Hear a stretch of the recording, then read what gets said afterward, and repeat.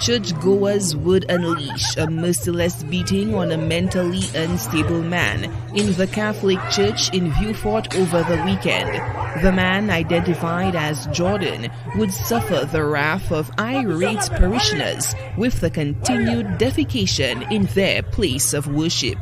Firstly, the police need to investigate this matter and look for further details upon what happened, what encountered. The persons visually being seen in this video should be held accountable for the action.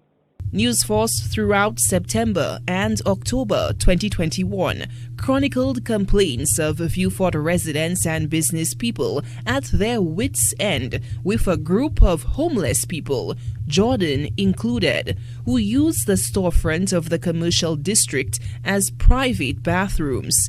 Human excrement stain the sidewalks on a daily basis, leaving residents and property owners with the unenviable task of cleaning up the mess. While the preoccupation with the reportage used to describe the circumstances irked the sensibilities of certain audiences, the problem continued to fester.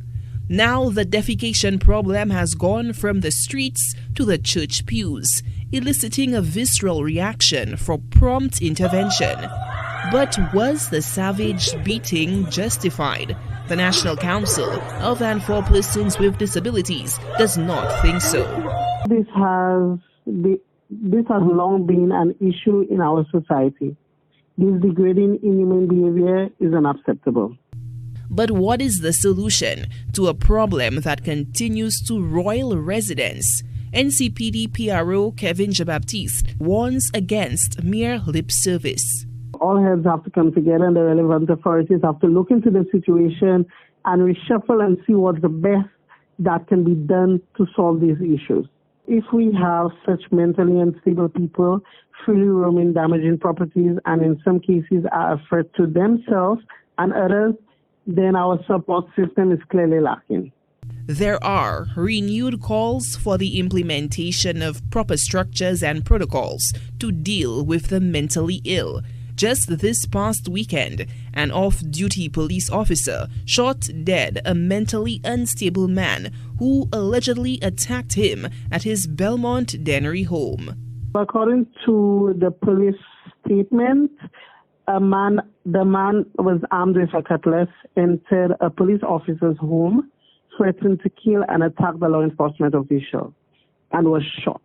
The statement identified critical details about the encounter. Again, if we have such mentally unstable persons freely roaming the streets, our support system is clearly lacking. With the absence of professionally trained orderlies, appeals are growing louder for improved training and protocols for the police department and other agencies in the detention of mental patients. Solange Alfred, HTS News Force.